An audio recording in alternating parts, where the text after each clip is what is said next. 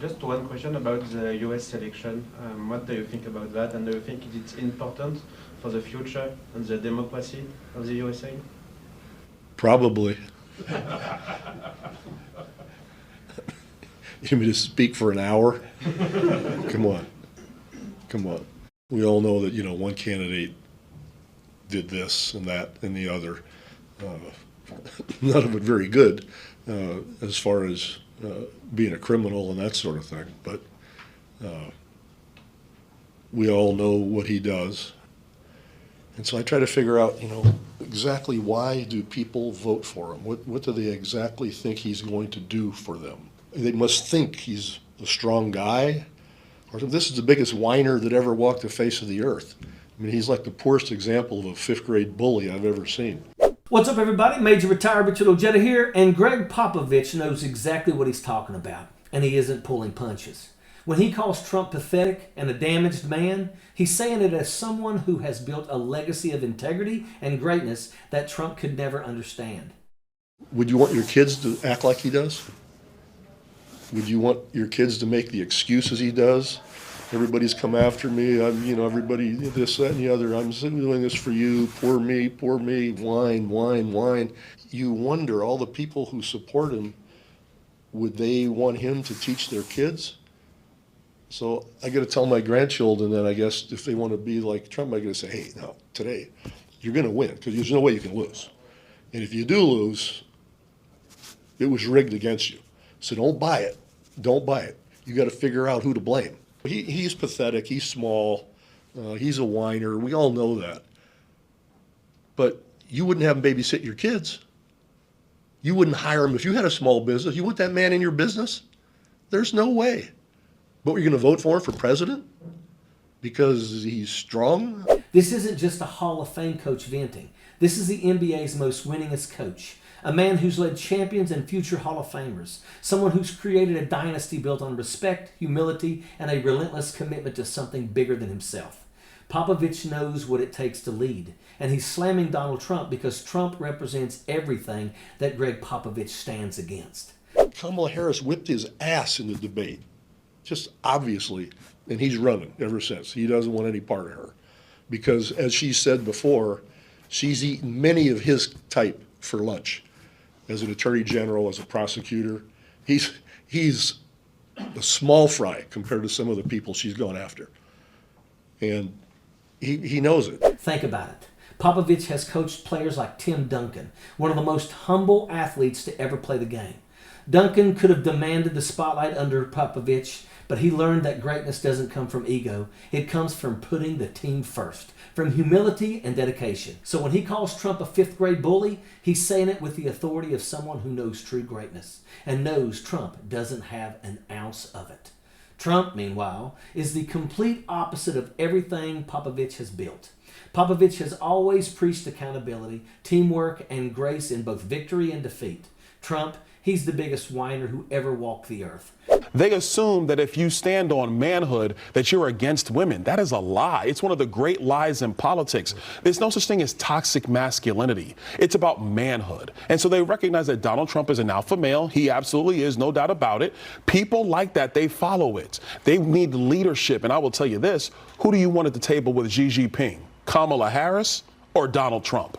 Tim Walz uses his masculinity for good, and Donald Trump exploits it for his own gain. And can we talk about masculinity, right? Like, Trump is putting on a performance of masculinity because he's not actually masculine. I mean, this is a guy who spends more time with his makeup artist than with his own advisors. But even setting aside that he probably wears more makeup than Kamala Harris, masculine men aren't afraid of women. They're not afraid to debate women. Masculine men don't have meltdowns on stage because a woman that they didn't like asked them a question that they didn't like. This sort of, masculinity Eras tour that he's on, where he's talking about a dead golfer's manhood, where he's blowing kisses to Hulk Hogan. To your point, this is a performance because actually Trump is not a very masculine man, according to his own definition of it. As Popovich puts it, this is a guy who lost an election and still can't accept it, who plays the victim every chance he gets, who acts like the rules don't apply to him. Popovich is looking at Trump and asking, would anyone want their kids to act like this man? Popovich sees a spoiled, self-centered bully who's incapable of losing with any grace, let alone winning with humility. He's calling Trump out because he knows real champions don't behave like this. They don't lie, throw tantrums, or tear people down to lift themselves up. And it's not just Trump's behavior that disgusts Popovich. It's the way Trump's trying to dismantle everything Americans rely on to live with dignity. Popovich sees right through Trump's promises and lies, especially with the Project 2025 nonsense that Trump's pushing. Project 2025 is the ultimate betrayal of regular Americans. They call it freedom, but it's nothing more than a plan to strip away health care, Social Security, overtime pay, and so the wealthy elite can get a little richer at the expense of everyone else. Imagine a future where overtime pay is gone, where health care is a luxury and Social Security is gutted. That's what Project 2025 promises. This isn't patriotism, it's greed on a massive scale. Popovich, who's built a system of winning that uplifts players from every background, looks at Project 2025 and sees a blueprint for tearing down lies, gutting protections, and empowering a wealthy few while leaving everyone else behind. Popovich knows what it means to have a real team, to build something that benefits everyone. Trump and his cronies, they're out for themselves, plain and simple.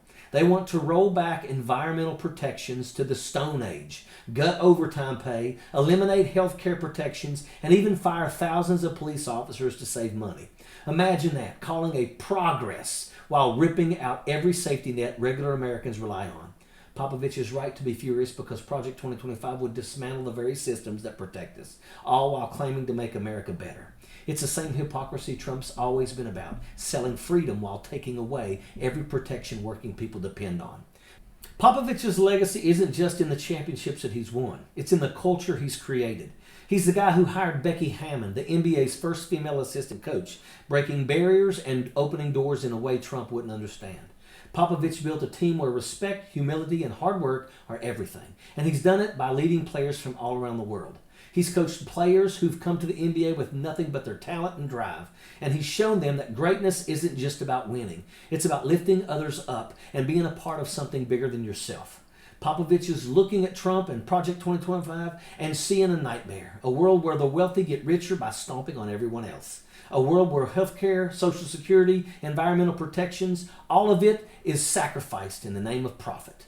Popovich knows real leadership, and he's calling out Trump because Trump's version of leadership is nothing but hollow, selfish greed.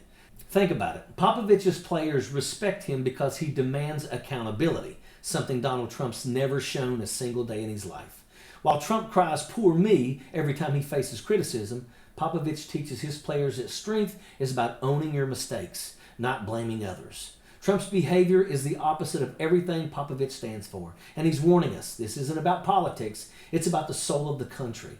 We're talking about a man who's okay with tearing down health care, with gutting Social Security, with ripping away overtime pay, and firing police to save a buck. And somehow he wants us to believe that it's about freedom. Popovich knows better. He sees the hypocrisy, the lies, the utter lack of integrity, and he's calling it what it is, a con job on the American people. Gregg Popovich has built champions. He's led players who could have easily put themselves first, but chose to be part of his system.